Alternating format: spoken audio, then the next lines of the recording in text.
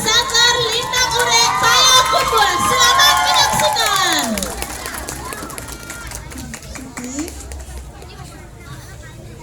Tari Sentak Kain. Tari ini terinspirasi dari tradisi bakain yang berasal dari Kabupaten Pesisir Selatan, Sumatera Barat, yang ditampilkan dalam bentuk baru yang lebih dinamis.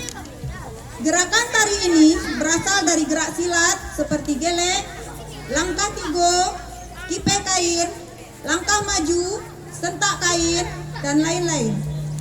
Tari ini menggambarkan komunikasi sosial antara masyarakat di Minangkabau sebagai penjalin hubungan antar masyarakat.